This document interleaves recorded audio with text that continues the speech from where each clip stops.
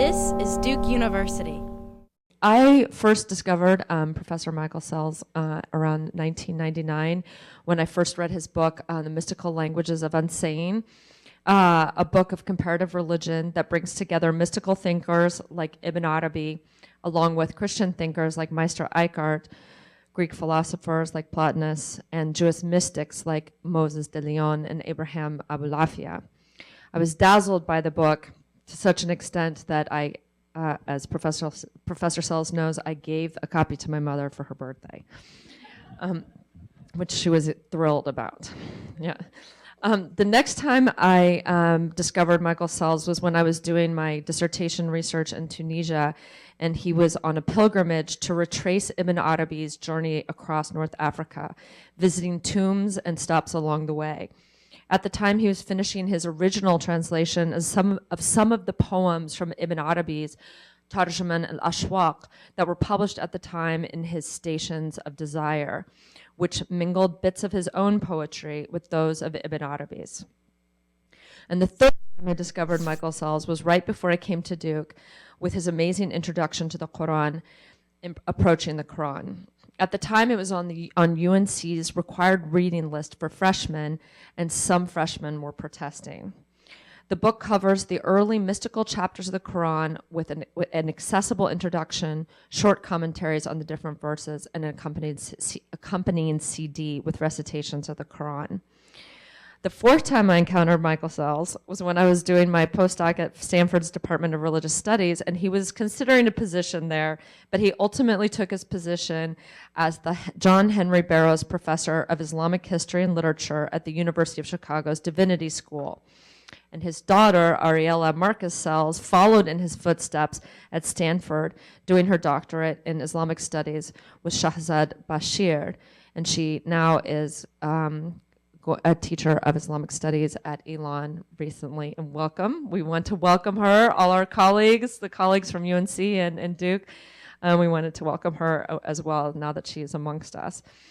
A fifth time, I discovered Michael Sells in conjunction with my Andalusia class, where he came today to visit, and we are reading essays from his Cambridge Companion to Arabic Literature, The Literature of Al-Andalus, edited with Maria Manosal and Raymond Shinlin from the Jewish Theological Seminary.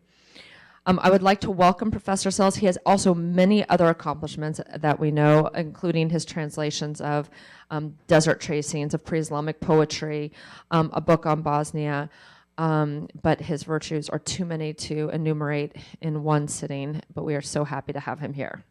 Marhaban. It's such a pleasure to be here. It's a great blessing to be here with you, and I want to thank Professor McGlarney and everybody at Duke that made this visit possible.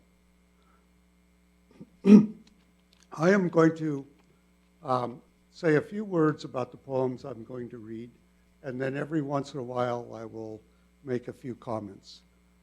However, mainly I will be reading the poems, and I fully hope and would hope very much that you could join me in a discussion at some point. And I've asked the marvelous Julie Maxwell, who is setting up the sound and the event for us, to give me a signal to make sure that I don't run over the time when we could share some questions. There's a great amount of subtext, of background, of allusion in these poems. I'll try to mention a bit in my opening comments, and then a few remarks during the poetry reading. You may have many questions that come to mind, and that would be the time I would love to have the discussion. Since I expect we all have various backgrounds, and some of us are more familiar with Ibn Al-Arabi as a figure. Some may be more familiar with the Arabic love poetry tradition that his poems reflect. Others may be familiar with other poetic traditions, such as the Persian poems of Rumi or Hafiz, that reflect similar themes, similar sentiments, and in many cases walk that fine line between what could be considered religious poetry and non-religious poetry. And in many cases do so provocatively, so that if one reads the poem and interprets it as non-religious poetry, if one reads the beloved and interprets it as a lover in the real world, or in Al-Arabi's conception, the less than real world, since in his writings he thinks the imaginal world is of a deeper ontological reality than a material world.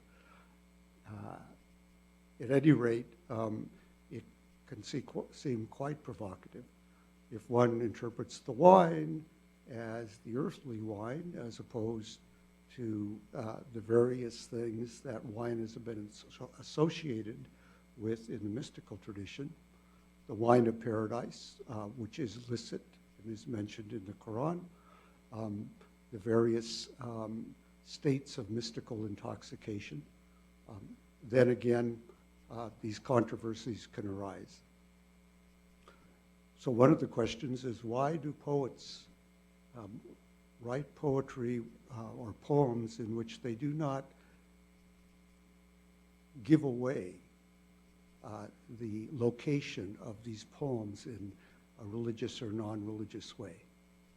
There exists a great amount of poetry by Ibn Al-Arabi and others where it makes it quite clear that this is a reference to the mystical wine or to the manifestations of the beloved as the beloveds. So when he talks about a beloved, whether her name is Layla or Maya or whatever beloved he refers to, in other places he makes it clear that beloveds are the manifestations of the divine, and since the divine does not manifest only once in one form, since it's beyond limited reality, then its manifestations are always occurring in a different form, and that would be in the guise of a different beloved in poetic terms. So that's one question then about the nature of love and why a poet might decide to use this provocatively ambiguous language. The second question has to do with Ibn al-Arabi's own commentary on his poems. He wrote two prefaces to these poems. In one, he mentions the fact that some sheikhs from Aleppo had raised some objections that were brought to him by one of his students, who said, "Could you please respond to these objections? They're criticizing you as a rather well-known religious sheikh for writing erotic poetry." The word for erotic poetry is a ghazal or a nasib. He uses both terms. And so Ibn al-Arabi then did write a commentary. He states in his autobiographical writings that he wrote it very quickly. He knows it doesn't do justice to the range of issues, and it explicates many of these themes that could be interpreted as erotic love poetry in the non-religious sense through a mystical psychology, as states, ahwal of the mystic in relationship to the path toward the divine beloved. So all the different states or ahwal, astonishment, senses of rejection, senses of joy, the pain of love, all of these things then he writes about in the commentary within this mystical psychology.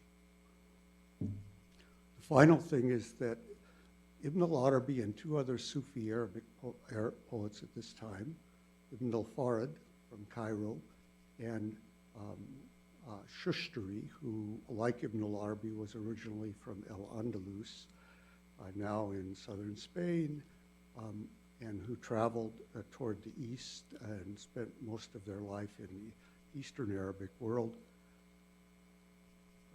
Ibn al-Arabi, Ibn al-Farid, and Shushtari are steeped in the pre-Islamic poetic tradition with two motifs that you'll hear throughout the poems.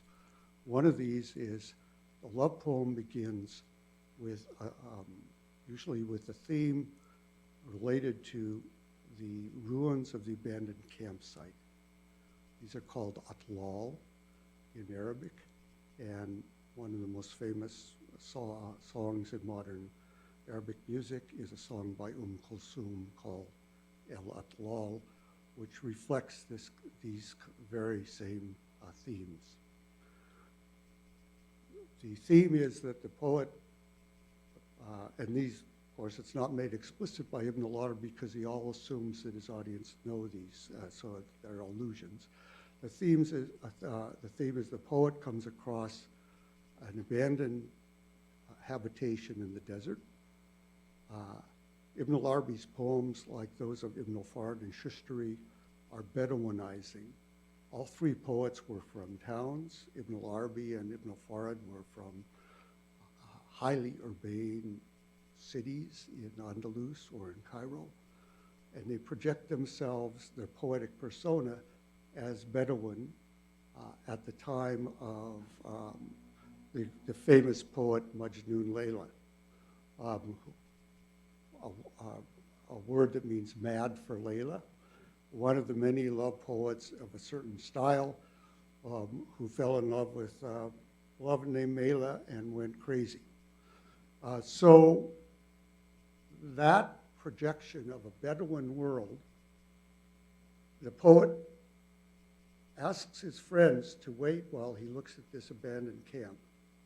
And there's a moment of recognition where he realizes that these ruins, which might be a trace in the sand of a trench, was put up to keep flash floods from the tents, or it might be blackened hearthstones that were used to cook. The poet at some point realizes that these aren't any ruins in the desert, but these are the ruins of the beloved's campsite in her journey away from the poet. So those ruins then become highly powerful symbols with a kind of force that draws the poet into a realm of reverie, of lament, of reliving the past. In the reverie, the poet will often recall the times with the beloved, and then, as if he were speaking in the present, the desert is suddenly transformed into a lush oasis. At some point, he'll snap out of the reverie, often after several attempts. He might then depict the moment the beloved left.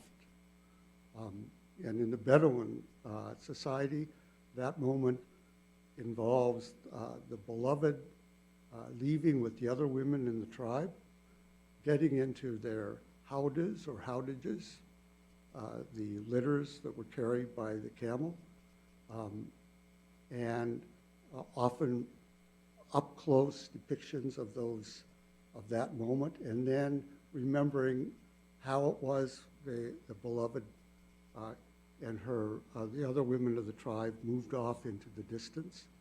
And then, as if remembering, but really couldn't have ever seen this, recalling all the other stations of the beloved in her journey away. And these stations of the beloved, manazil or maqamat, then become paradigms for the attempt by the imagination to retrace time and get back to the beloved, they take on a kind of ritual quality in the poems. And what Ibn al-Farid and Ibn al-Arabi and Shushtari did in their poetry, which to my knowledge was never done before in Arabic at this intense level, was to mix those stations of the beloved with the stations of the Hajj pilgrimage, in which the pilgrims are moving from station to station around Mecca, and ultimately, associated with that, to the Kaaba and circumambulating the Kaaba, and which could be viewed as stations of the pilgrim toward the divine beloved, or toward the home, or the abode, the dar, the bait of the divine beloved. So the stations of the lover, the stations of the beloved, and the lover in imagination following the beloved away from the lover, and then the stations of the pilgrim toward the divine abode. And these are this mixture of the stations. You'll hear the name of many stations. Some you'll recognize as stations of the Hajj. Some are from ancient Arabic poetry. And I might stop during the poems and reflect on the significance of some of these.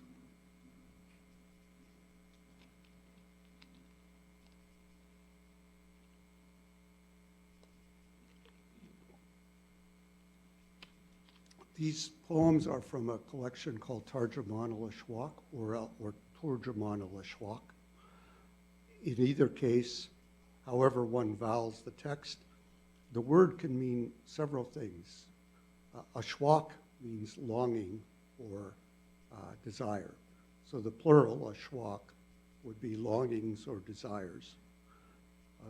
And shauq is the central theme of this form of love lyricism and also of love mysticism. So the notion that the ultimate human experience in time and place, the most powerful human experience, is one of unlimited longing for the beloved. And that unlimited longing cannot be contained in, can never be fully overcome in time. And the lover's paradoxes are always there. So you're in a state of longing when she's away or he's away. You're in a state of longing when you're close because you can't be close enough. And in mystical terms, or even in secular love poetry, to the extent that you're ever achieve wasl or a lover's union, you're so unconscious, you're so out of your own self-conscious mind that you can't remember it after it happens, so that there's no actual experience in normal human consciousness of being with the beloved, except at those moments where you are no longer with the beloved, so that the longing is always there. And it's, in that sense, infinite. And that's why I call it erotic, not in some kind of necessarily sexually overt way, but because erotic can often be used in this wider sense of this, what I call the infinity of longing. Tarjuman, or turjuman, can mean a translator or a translation, an interpreter or an interpretation, or a biographer or a biography.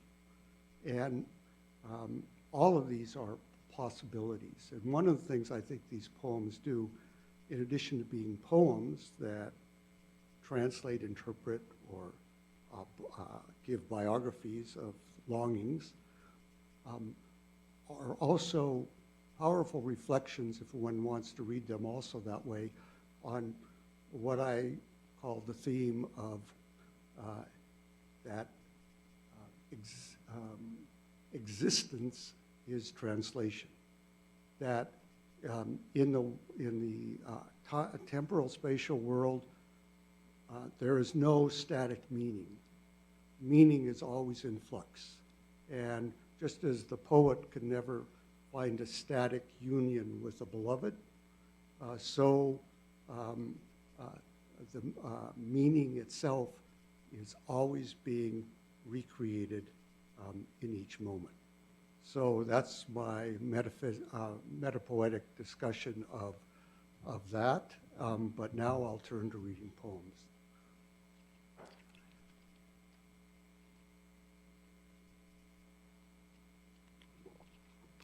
I may read a few verses in Arabic, but I'm very much an Ajami, that is a non-Arabic speaker. And one of the central themes of Ibn al-Arabi is the Arab and the Ajam. It becomes part of the central romance. Never will the East and West meet. For him, the Arab is the West. He's from Andalus. And the East is the world of Persia, the world of Iran. And one of the beloveds, or the beloved, in one of his prefaces is named Nizam, and she was a family from Isfahan. So if the Arabi and the Ajami could never meet except at the moment of coincidenti oppositorum, I will not try to gain that today or attempt to proclaim much Arabic, but I might read a couple verses.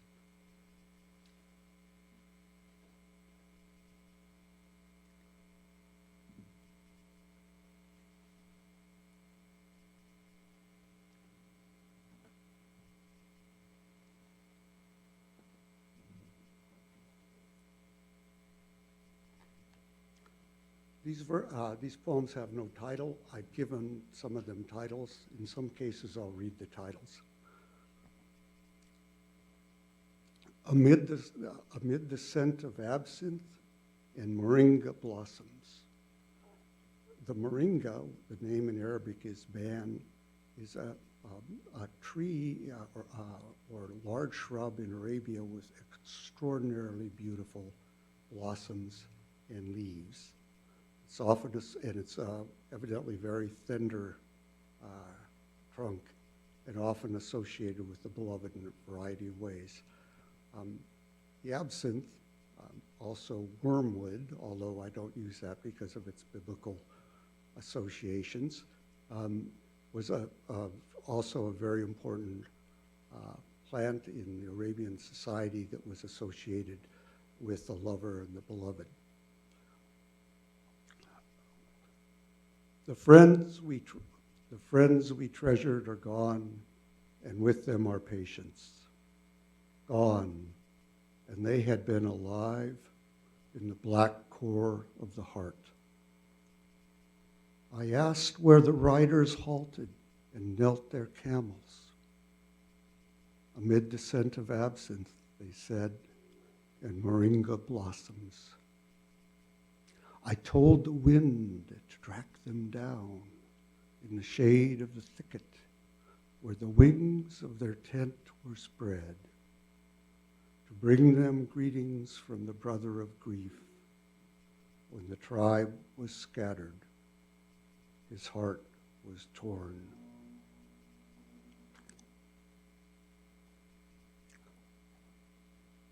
In memory of those who melt the soul forever. Their meadows of spring are desolate now, yet desire for them lives always in our heart, never dying. These are their ruins. These are their ruins. These are our tears, in memory of those who melt the soul forever. I called out, following after, love dazed. You so full with beauty, I've nothing. I rolled my cheek in the dust of love, tender, in rage. I appeal to the right of desire, for you don't shatter the heart of a man drowned in his words, burned alive in sorrow. Nothing can save him now. You want a fire? Go easy. This passion is incandescent. Touch it. It will light your own.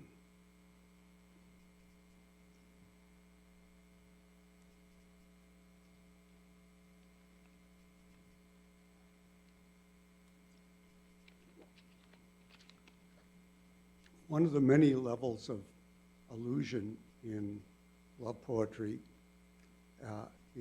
are the Quranic paradigms. And to those who are reading the poems in Arabic, these allusions become clear. Of course, these poems don't usually quote the Quran or say as in verse X, but the actual specific vocabulary of you want a fire, go easy, this passion is incandescent. That specific vocabulary can be traced to the vocabulary depicting the story of Musa, Moses, in the Quran, where Musa spots a fire and says to his people, I've sensed or intimated a fire. Stay here. Perhaps we'll find I can bring a brand or ember from the fire or find some guidance there. And in pre-Islamic poetry, to see a fire in the desert was a powerful image because the fire could be a place of comfort and human habitation, human companionship. The word in the Quran that's used is anastu, and it's related to the Arabic word uns, which is human sociability, intimacy. So I have intimated this fire or sensed this fire. I might find guidance there, or I might get an ember. So these here, this poem, as the poems of Ibn al-Farid do, and as an earlier poet that Emil Holmgren has written about, Ibn Shahrazuri did, they use this notion of the ember within the love poetry as a symbol of the beloved who doesn't need an ember to have the fire because the fire of longing is so intense that it's always with him.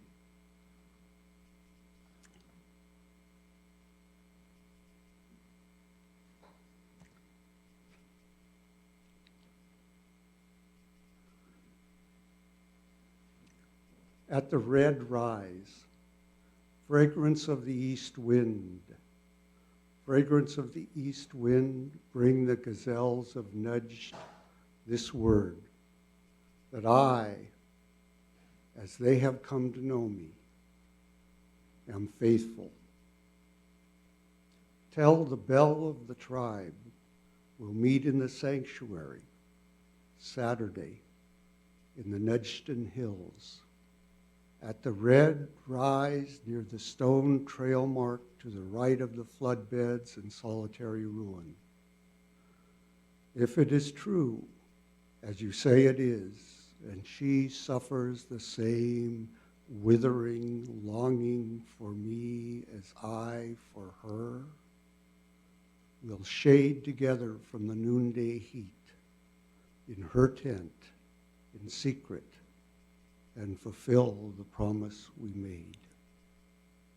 We'll tell of our strivings, our tribulation, the trance of desire, the ache and fever, dream fragments, signs from a sleep bright with promise, voice of a time that told my good fortune.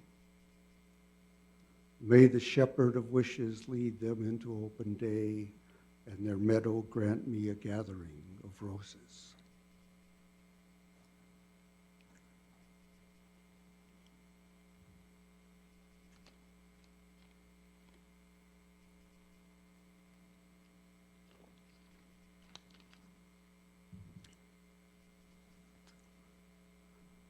Ibn Al-Arabi wrote a few poems that were not from this Bedouinizing tradition.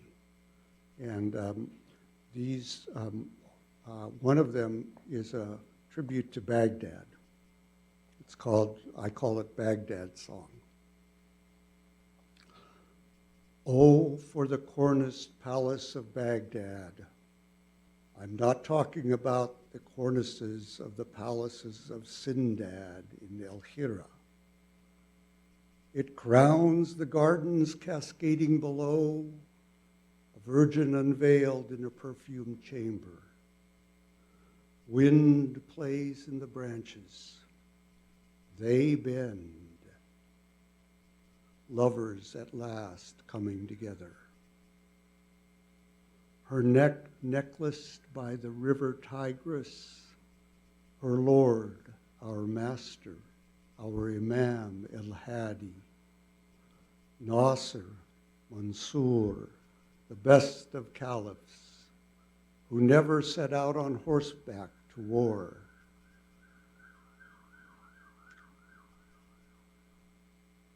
Who never set out on horseback to war.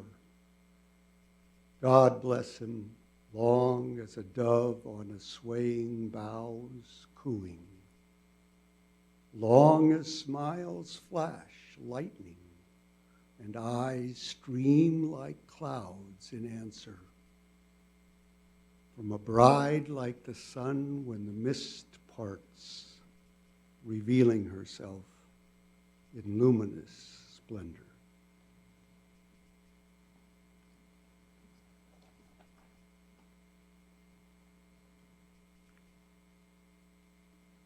Yeah, here's another mood.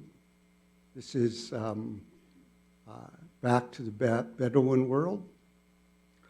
One of the stations is called That el-Ada. Lightning lit up That el-Ada, flashes shuddering down the valley sides. A chain of rumbling across the sky, then thunder clashed open the rain.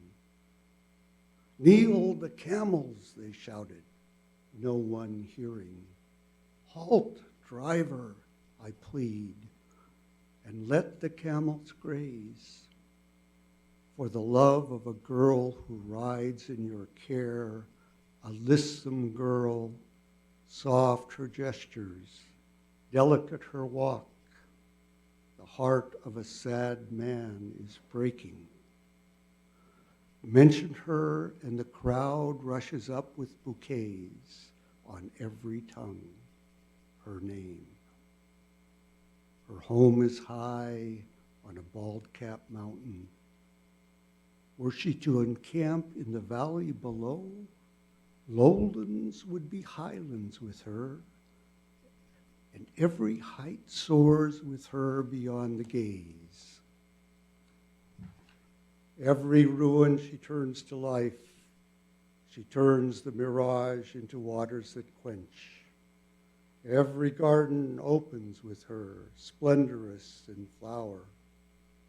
Every cup of wine is pure. Her countenance illumines my night, pitch dark in the fall of her hair, my day. The sunderers split my heart down center when she let her arrows fly. Eyes experienced in finding their target, burying their arrows inside. No owl in a deserted ruin, no turtle dove, no crow, is more baleful than an old camel saddled to take her whose beauty is fatal away, and leave a man, though his love was true, dead on the trail in that Al-Arabi.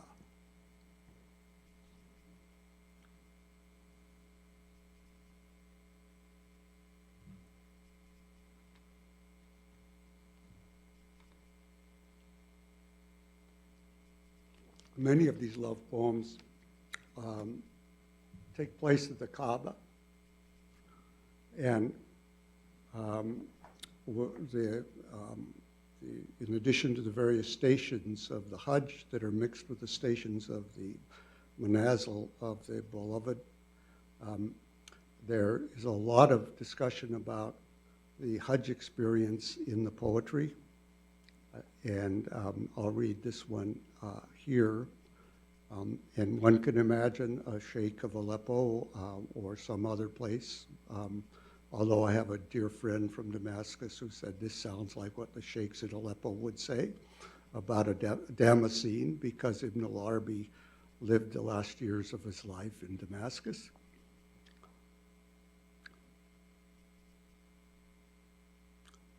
That's like University of North Carolina and Duke. Okay. All I am I'd give for radiant, coquette maidens who teased me at the corner where we kissed the Kaaba stone. Tracking them, you lose your way, soft wind fragrant of their traces, your only guide. When moonless night drags dark over me, I remember them and walk awash in the light of the moon. When I journey with them at the fall of darkness, my night becomes the sun rising. I traded words of love with one of them, a beauty, no other like her in the mortal world. When she opens her veil, her face shines, sun blaze, lighting the sky, never fading. Strands of hair along her forehead, night on sun, sun and night together, form inexplicable. Night is the light of the day in her, day in the dark of her hair falls night.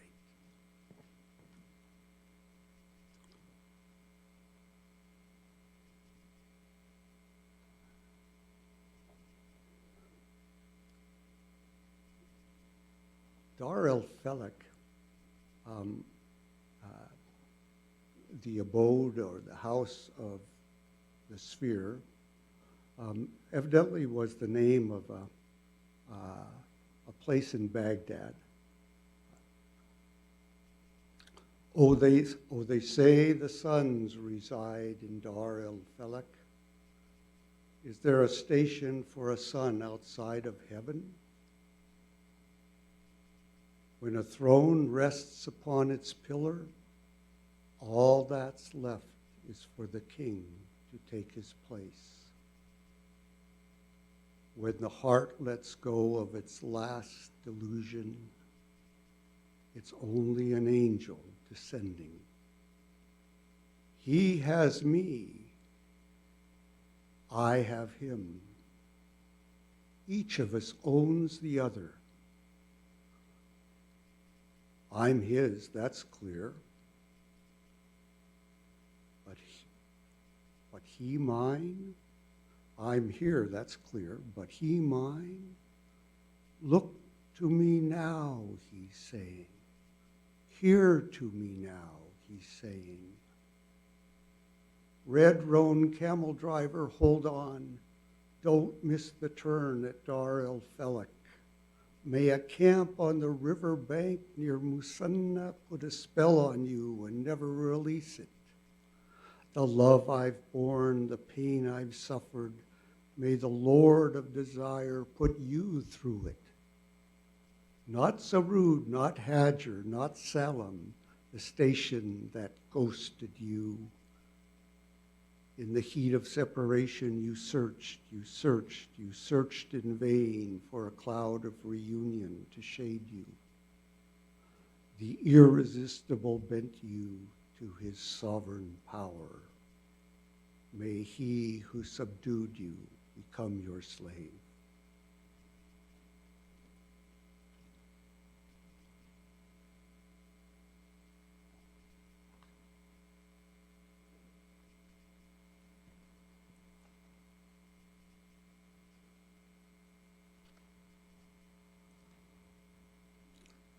Pale honey.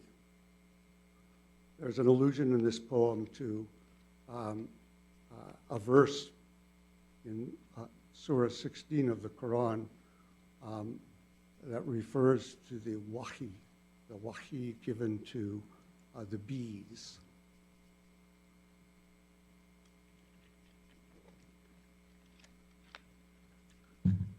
There is a war. There is a war between the wide eyes and innards. In the midst of it, the heart is riven. The red of her lips is dark and deep. In her kiss is honey. Pale honey is the witness of the bees. Velvet's her skin where her anklets wrap, cloud backlit by the full moon. Sunsets in her cheek, green bough on a white dune, a beauty she, jeweled and unattached. Cool, clear lightning is her smile. She'll hold you off and mean it. In love she's game. There is death between the mean it and the play. No night draws near without the breath of dawn rising. This we know from ancient times. No east wind falls on a garden that holds young maidens with rising breasts.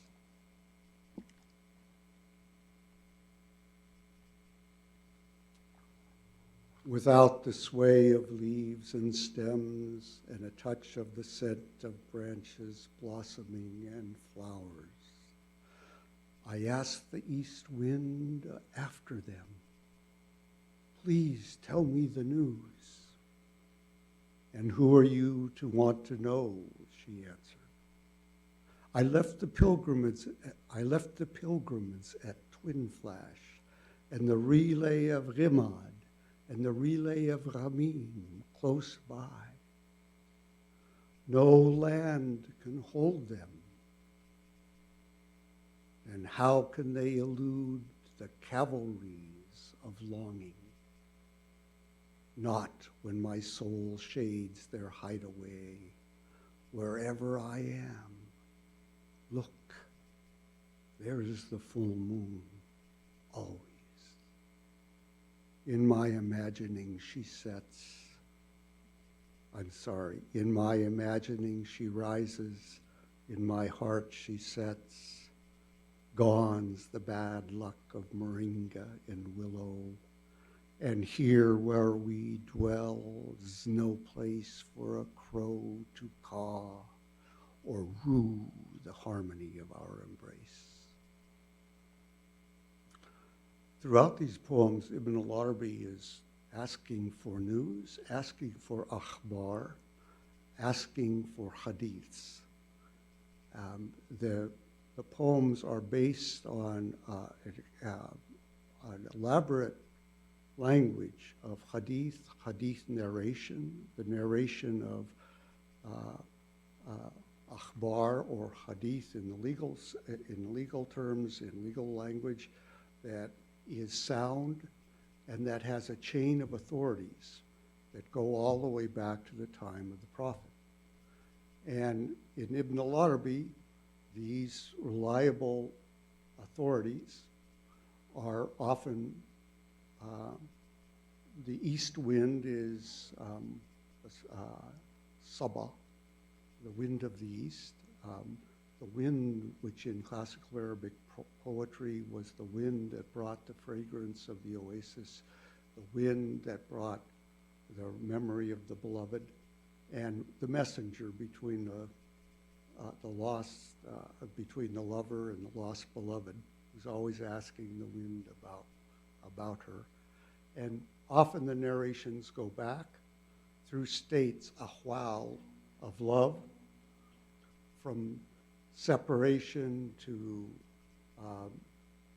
the joy of union, from drunkenness to sobriety, from the station of the beautiful sense of the garden to the station of desolation in the desert, from the station of a sense of bust or kind of opening onto everything to a station of qabd or intense, a feeling of intense imprisonment in one's own mind, in one's own state. There's a lyric from Bob Dylan, who often his more recent songs are some of the material in American English that evokes these similar themes, where he's talking about the beloved, and he says, seems like my soul had turned into steel, talking about that moment of feeling like one is locked or frozen in space. So to evoke this vocabulary of the hadith is something we were talking about when I was talking with Professor McLarney's class. I'm hoping to finish this volume, complete translation, soon, inshallah. But there's 3 poems that haven't yet reached a place where I think they're readable. But in the meantime, I'm working on how to set up an introduction and how to introduce these allusions from the Quran, from hadith, from ritual, all the different stations of the Kaaba, the 4 directionalities with their 4 movements and their 4 specific points of stopping on the way to the Hajj, all of which are part of the underlying subtext of the poem. So I'm thinking, well, I'll have a couple, every so many poems, I'll have a little couple pages introducing a theme. The theme of the Prophet Musa in love poetry. The theme of the spheres and rising to the spheres to the divine throne. And its allusions to the Miraj and to Sufi versions of the Miraj. The theme of the 2 companions that Ibn al-Arabi often says, stop, O my 2 companions, in its grounding in the poetry and allusion to Imr al-Qais, the most famous of the pre-Islamic poets. I was talking, one of the great things about teaching or having classes, seminars actually, because we're all teaching one another, with students from of all ages from around the world, many of whom have grown up with Arabic poetry, some of whom have grown up mastering Quranic material, some of whom are Hafiz or have memorized the Quran, is learning all these things. So I was talking one day about all these hadith allusions, and someone mentioned that the notion of love poetry and hadith terminology. What is a sound hadith? What is a weak hadith? What is a single hadith? What is a hadith that is mudallas, where you go back a chain of authorities and someone said he heard from someone, but he wasn't actually there at the time. He had left the teaching circle or whatever for a minute, maybe came back later, and someone said, this is what he said. So it's not quite as strong as if he'd heard it there. The whole notion that direct contact with the speaker a chain of voices going back to the source is intimately related to these communications back to the time of union with the beloved. All of that, it turns out, there was so much language of love poetry and so much language of hadith going on. And Ibn al-Arabi actually prefaces these love poems by saying he was in Mecca to study hadith with two great scholars from a family from Isfahan. So he's already set up that theme within the love poetry. It turns out, like everything else, the science of hadith was often put in poetic form. So there was a whole poem written about the science of hadith, all the rules, all the different categories, all of how you can trust or not trust the akhbar, or the news or the reports. And evidently one of these poems, teaching poems, was a poem that figured all of hadith science with states of the lover in relationship to the beloved. So it could be read as a kind of classic Ghazal Nasib, but at the same time was a learning handbook for being introduced into the basic science of hadith. I haven't read that book yet, but I'm looking forward to it.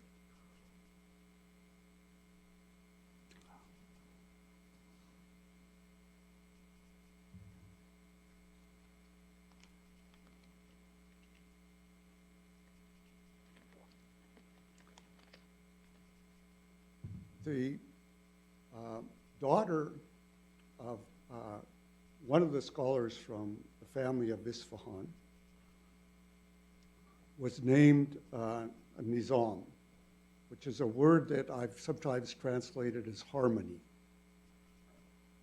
And that daughter, Ibn al-Arabi says in a preface, when he was studying with the Sheikh, Tajuddin ibn Rustam from Isfahan, he became entranced by the Sheikh's daughter, Nizam. And at one point he says these are all love poems dedicated to Nizam. At another point he says, every time I mention a beloved, these are references to the manifestations of the divine. Nizam is sometimes referred to in Ibn al-Arabi's studies as Ibn al-Arabi's Beatrice. Beatrice also being a young woman about the same age that was Dante's muse, as it were, in his poetry. Nizam was of the world of the Ajam. She was of the world of Isfahan. Ibn al-Arabi was Arab. So then, how do East and West ever meet? Here are some verses from Ibn al-Arabi about that. This is taken from poem number 20, a long poem. The reference to Qais and Layla. Qais is Majnun Layla, the very famous early beloveds, as are Maya and her madman lover Ghaylan. That's a reference to the early Arabic poet Dhul Rumma and his beloved Maya. Sing my loss with verse of Qais and Layla, Maya and her madman lover poet Ghaylan. Long my longing for a girl well composed, harmony in prose, verse, sermon, and explanation. For the daughter of kings, of Persian shahs, of the city of cities, Isfahan. and I, a son of Yemen, her contrary. Did you know, gentlemen, have you heard that two contraries could ever join? Had you only seen us in Rama exchanging without hands chalices of passion, as love sang without tongue, a rapture song of love between us, you'd have seen what melts reason, Iraq and Yemen intertwined.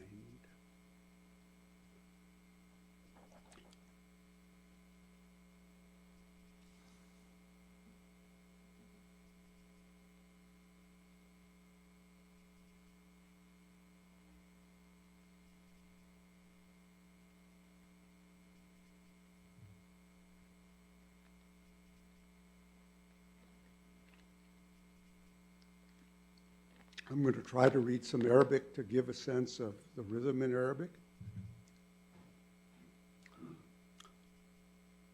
Wandubani, this is the starting with Sing My Loss. Wandubani bishiri qaisin wa layla wa bimayyin wal mubtala غيلاني طال شوقي لطفلة ذات نثر ونظام ومنبر وبيان من بنات الملوك من دار فرس من أجل البلاد من إصفهان هي بنت العراق بنت إمامي أنا ضدها صليل يماني هل رأيتم يا سادتي أو سمعتم أن ضدين قط يجتمعان لو ترانا برامة نتعاطى أقؤس للهوى بغير بنان والهوى بيننا يسوق حديثا والهوى بيننا يسوق حديثا طيبا مطربا بغير لسان لرأيتم ما يذهب العقل فيه يمن والعراق مرتبطان. So the reference to Iraq at the end is, at that time, there was Iraq Ajami, which was the which was considered to be what is now Western Persia. So when he refers to Iraq, he's really referring to the world that he's talking about of Isfahan. When he refers to Yemen, Ibn al-Arabi traced his heritage. Ibn al-Arabi, of course, means Arab son, and he traced his heritage from his father's side to a figure who was alive during the time of the Prophet Muhammad.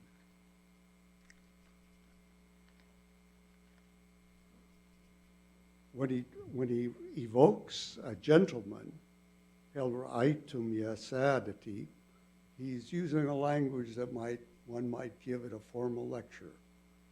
And he's using the language of Aristotelian logic that he discusses throughout his writings. Of course, the law of non-contradiction in Ibn al-Arabi's writings, it applies to certain realms. It applies to the regular world. This book can't be on top of the desk and underneath the desk at the same way at the same time. But for something infinite, such as longing or the divine, it can't be limited to one space or another. if one says of the transcendent, it is beyond, it is above the world. In Ibn al-Arabi's writings, one says one is trying to affirm transcendence but betraying at the same time, because if it's beyond the world, then clearly it's excluded from a space, so it couldn't be transcendent and unlimited.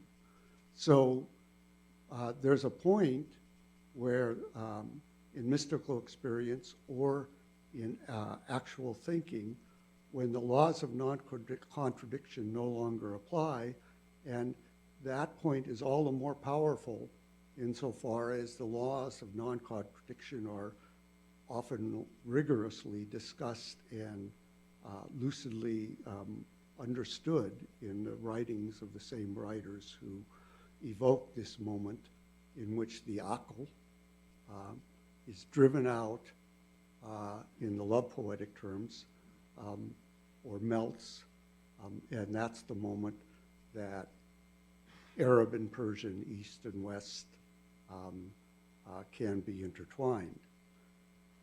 And there's another line,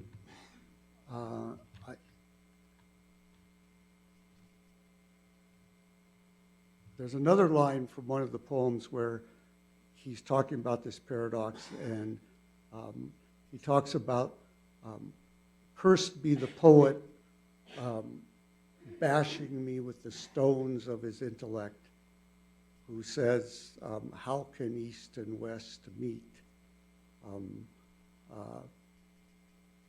And it turns out that that particular statement was from a poem by a poet said to have been active at the time of Muhammad, named Omar ibn Abi Rabi, a love poet who is one of the paradigms for Ibn al-Arabi's own love poetry.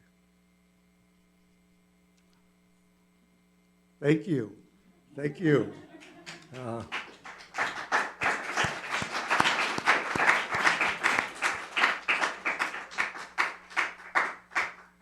Thank you very much, marvelous Julie Maxwell. And I might read one or two more poems at the very end, but let's have some time for discussion, and then maybe in 15 minutes or so, I'll read. Yes.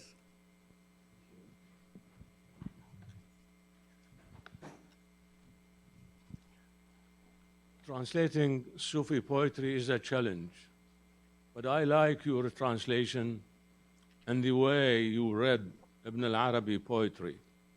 My question is this: Sufi poetry is built in layers. It is symbolic. It is loaded, written in high diction. It's very hard to penetrate the text of Sufi poetry. And this is the problem with Ibn al-Arabi. By some idiots, scholars, they accused him of writing corporeal love, a real love. He was in real love with a woman, not a Sufi poetry. Right. This is a problem for most of the poets. Ibn al-Farid also, the Wahhabis burned his poetry and banned his poetry 200 years ago. And we have the same difficulty in interpreting the Song of Songs, the Song of Solomon in the Bible. The Jewish interpretation, this is God praising Israel. Yes. The Christian interpretation of the song, Jesus is praising the church. And there is a secular interpretation. This is just regular poetry. But I'm Iraqi. We have another Iraqi interpretation, which is a fourth interpretation. This is a wedding literature.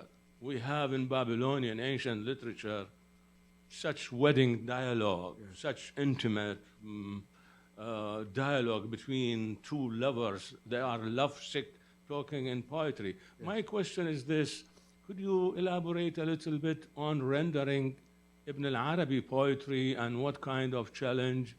The other thing, he died 1 year before the birth of Dante, but he described his journey to heaven in Al-Futuhat al-Makkiyah, revelation at Mecca, and his architecture of heaven is more elaborate than Dante. Is it coincidence? Or all the Sufis come from one country, they speak one language? I don't know. Thank you. Thank you. Let me take the second question first. The Spanish scholar Asin Palacios wrote a book called Islam and the Divine Comedy in the early 20th century, in which he spoke about the architecture of heaven, hell, and purgatory, and in Dante, and gave very, very specific equivalents within the Islamic literature. He also discussed that primarily in terms of writings from Ibn al-Arabi's Futuhat al-Makkiyah, his large work, the Meccan Revelations or Openings. Maria Rosa Menocal, who Professor McGlarney had mentioned, wrote a masterful book called, I think it was Arabic Poetry and European Love Lyric, in which she mentioned the fact that she just mentioned the fact that there was this vast resistance in Europe at the time to the notion that European poetry could have been influenced by or been part of a world that involved Arabs and Muslims. And in that book, she really traces out the whole history of what she calls nationalist philology, where in the process of building the nation state, nations purged their languages and purged their history. And among the things that happened in Spain was they purged the fact that some of the great Spanish figures were the sons or daughters of Jews or Christians, including Teresa of Avila. They purged the fact that Columbus had Arabic speakers on his ship, and that in his own diaries he used a lot of Arabic vocabulary, which was afterwards expunged from Spanish as part of any nationalist project. One can see that in modern Turkish or in Bosnia now, where nationalist groups of Serbia, Croatia, and Bosniaks are expunging the terms associated with the other and then saying this is the pure language that has always existed. So in terms of Dante, there was the proverbial needle in the haystack that decades after Asin Palacios was rejected by most scholars, several versions of the Mirage story, the story of Muhammad's journey to Jerusalem, sometimes called Isra, and then his rise up through the seven heavens to the divine throne. Several versions were found. One of them turned out to be a volume that was owned by Bruno Latini, who was Dante's teacher. So the way I would interpret this is not necessarily so much that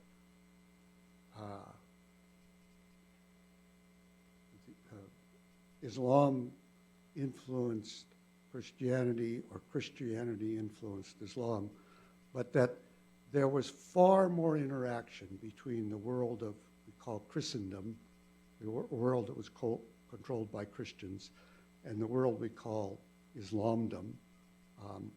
There were traders, there were poets. These traditions were going back and forth, and I like to call it transfluence rather than influence. And these copies of the Mirage story in Castilian and Catalan and Latin, I believe, were lucky finds but what will be found in the text is only a tiny amount of the commerce, the cultural commerce that is occurring. So my assumption is that, yes, the courtly poetry of Andalus, of Ibn Zaydun and others, with the notion of the lover always extolling a beloved, or often extolling a beloved who is of higher social status, and in much of its sensibility is profoundly similar to troubadour poetry, although there are very strong differences. One of the things that Maria Rosa Menocol mentioned was that at the time of the development of troubadour poetry, the Dukes of Aquitaine had conquered a number of areas from the former Muslim rulers of Spain, northern Spain, and one of their prize captures, in addition to jewels and money, etc., were the Qiyan, the singing girls, who were the courtesans who had mastered the poetic repertoire. So as a matter of cultural pride, when you capture something precious of the enemy and you bring it back and say, this is mine, clearly people are going to be listening to what those masters of the poetic repertoire are relating. As far as all the layers of interpretation, yes, and this controversy has gone on and on. It goes on with Hafiz in the Persian tradition. And one of the things I come back to is clearly in many of Ibn al-Arabi's poems elsewhere, and in some of the ones in the Tarjuman al-Ashwaq, this religious element becomes more explicit. In the other ones, he's being deliberately walking that line. So when he talks about all these beloveds who are teasing me at the corner of the Kaaba stone, reminds me of some of the things that one can find in Persian poetry. A line of Rumi, by God, I drank a wine last night. That was so strong, I won't wake up till the day of resurrection.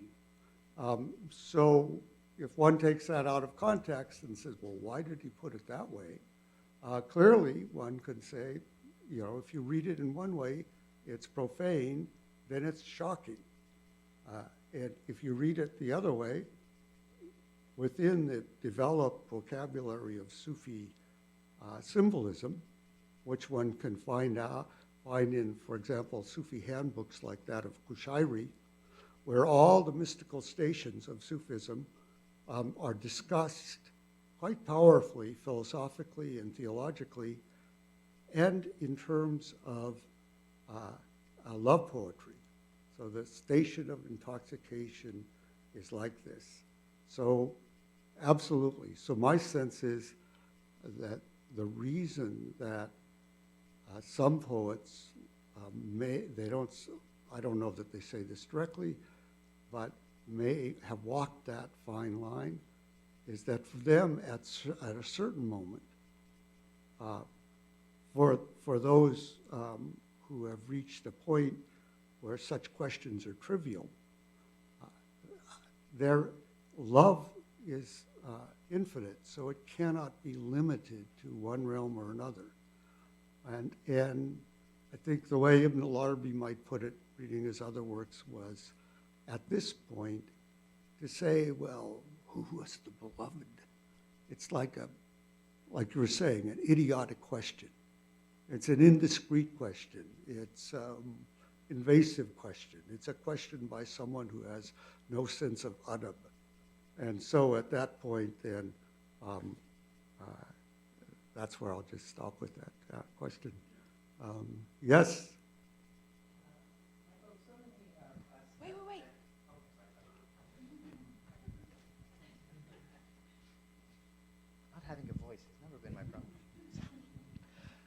So many of us have benefited from your work for so many years, whether it's in the context of the Quran or the translations and analysis of Ibn Arabi or your wonderful studies of early Sufi works. And there are people in this room, I'm thinking of Bruce's study of how he goes about translating Indo-Persian Sufi poetry, or the work that Sattar has done, or Maryam, Ellen, so many others.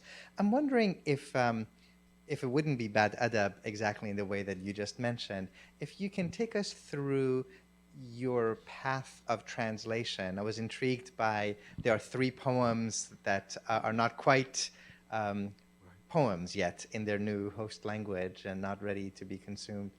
And whether your own process of translating Ibn Arabi looks and feels different than translating the Quran. If you begin by doing a literal translation and then put the Arabic aside and just work on the English. And I know that it's not a linear process, and there's an art and a magic and a barakah to it as well, but in as much as you would care to share with novices left in the dark like me. Thank you, Omid. I was asked earlier today what got you interested in translation, so let me start there. I had been taking a course with a truly great scholar of Arabic poetry, and by the way, his new book is about to appear on the hunt in Arabic poetry. It's Yaroslav Stetkevich, who was born in the Ukraine and discovered Arabic poetry when he was a refugee in World War II in a German library, then was a refugee in Spain, where he studied Arabic poetry with Spanish scholars, then went and got a PhD at the University of Cairo, and then ended up in the United States. And so I was studying these poems, and we had a comparative literature group at the University of Chicago, set up by students, and we met every 2 or 3 months.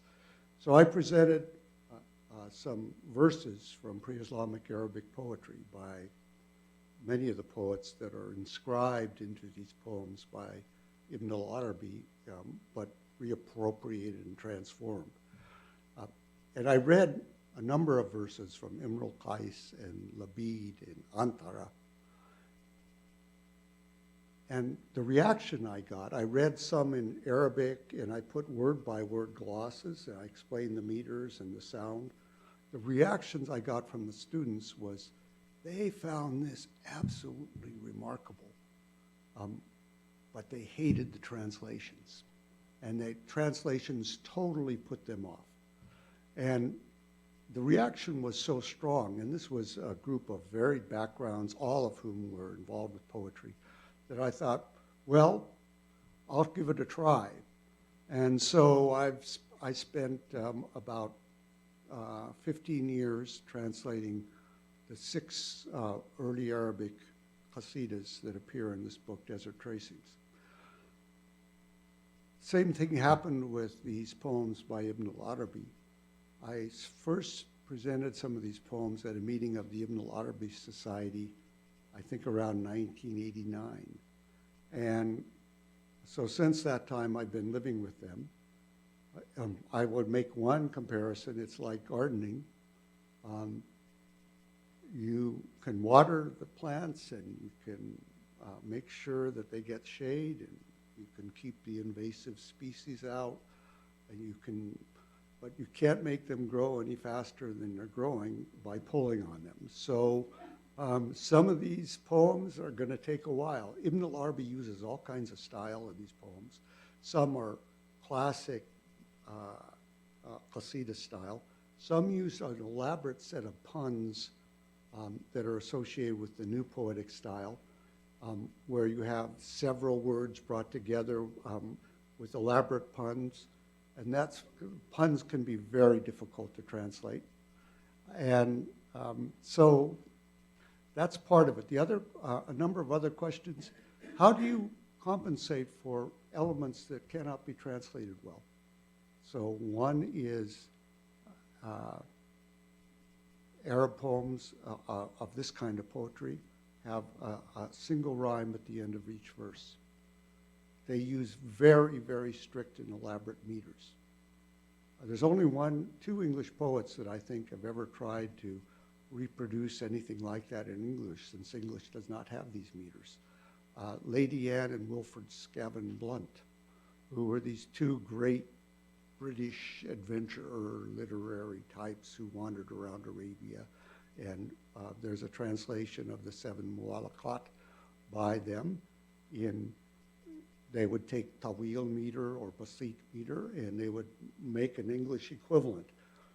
It's unreadable, but they got some very, very fascinating effects out of it.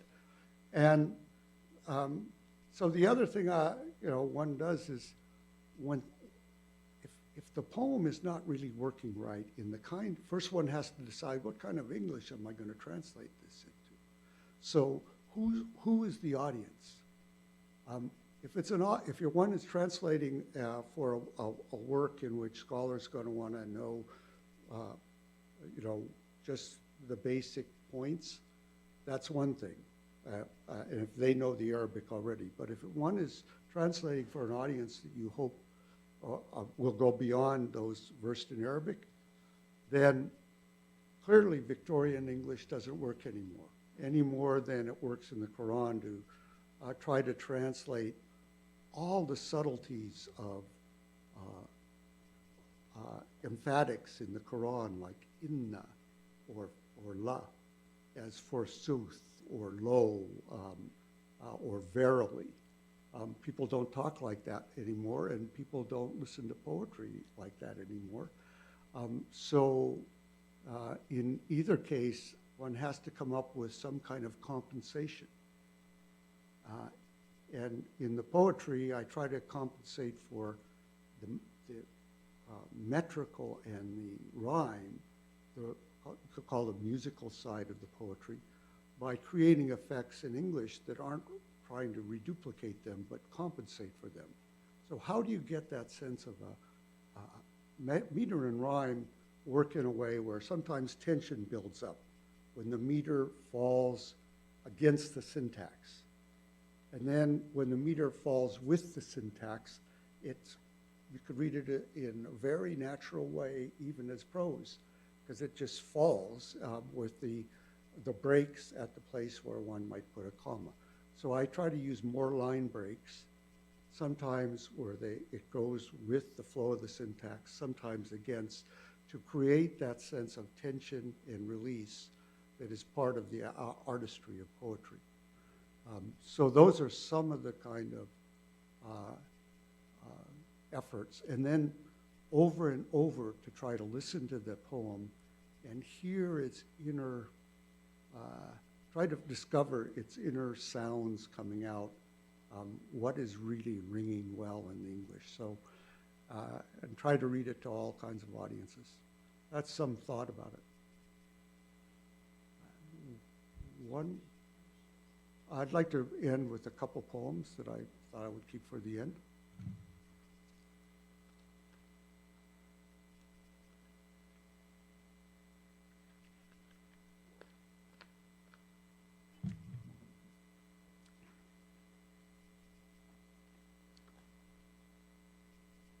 Oh, I have to mention one thing.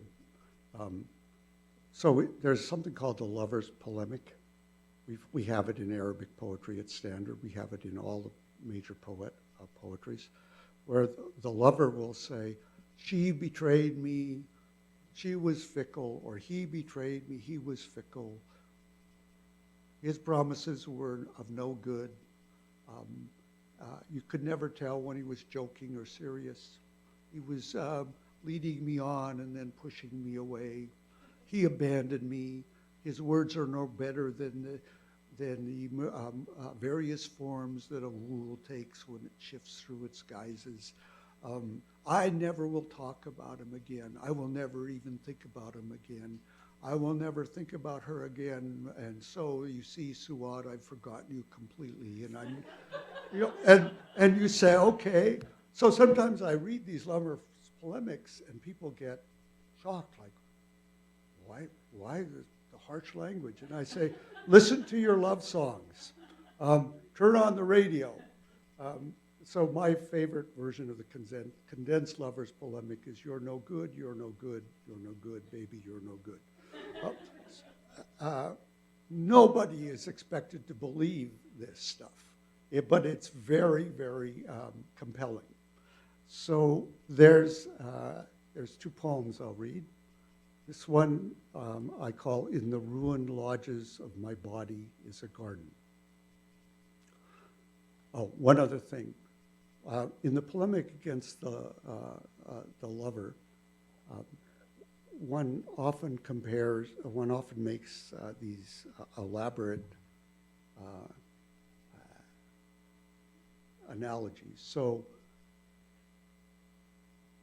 she is like the one who loves to slay would-be lovers, to make them die in love, and then to take their blood and use them for henna. She is one who likes to burn up lovers in their own desire and then take the ashes and use it for kohol. So I found this is a very cross-cultural imagery. I found it in Persian poetry, Turkish poetry.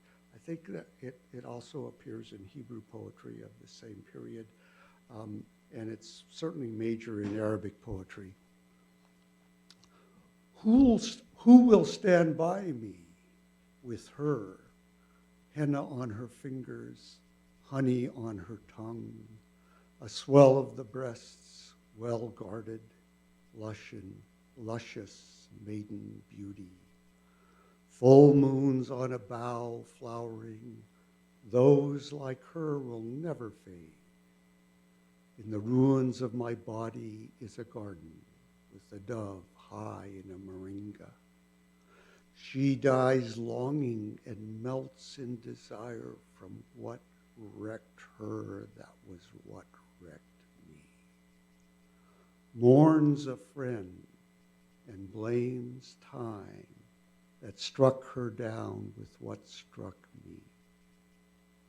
Those who were near are gone, home lost, how time has changed its used to be.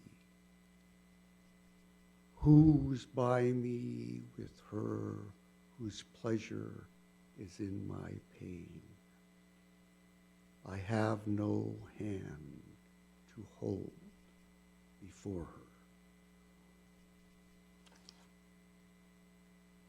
her. And the last one I'll read is the most famous of these poems. This is the poem number 11 from the collection.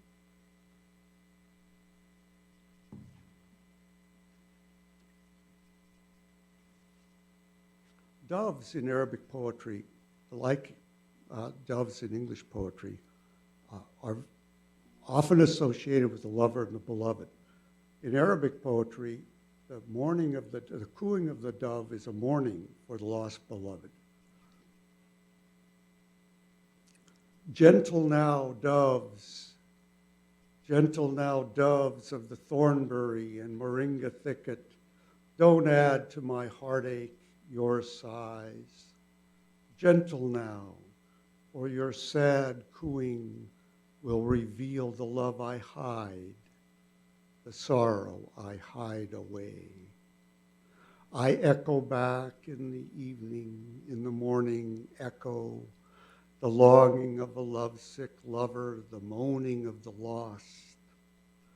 In a grove of Ghada, spirits wrestled, bending the limbs down over me, passing me away.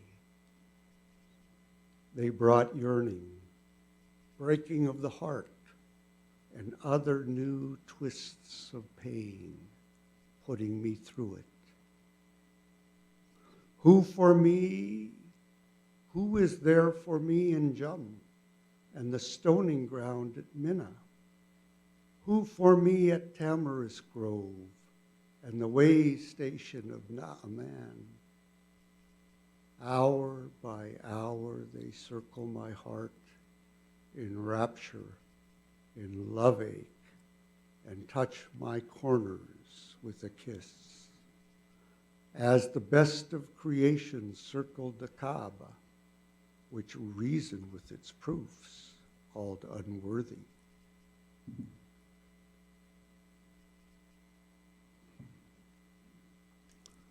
The best of creation is an epithet for the Prophet Muhammad. As the best of creation circled the Kaaba, which reasoned with its proofs, called unworthy. He kissed the stones there, and he was the nautic, the speaker. What is a house of stone compared to a man or woman? They swore how often they'd never change, piling up vows. She who dyes herself red with henna is faithless. A white blazed gazelle is an amazing sight. Red dye signaling, eyelids hinting, pasture between breastbones and innards. Marvel, a garden among the flames. My heart can take on any form. A gazelle for a meadow, a cloister for monks, for the idols, sacred ground, Kaaba for the circling pilgrim, the tables of the Torah, the scrolls of the Quran. I profess the religion of love. Wherever its camels turn along the way, that is the belief, the faith I keep. Like Bishr, Hind and her sister, love-mad Qais and the lost Layla, Maya and her lover, Kailan. Thank you all for sharing this with me.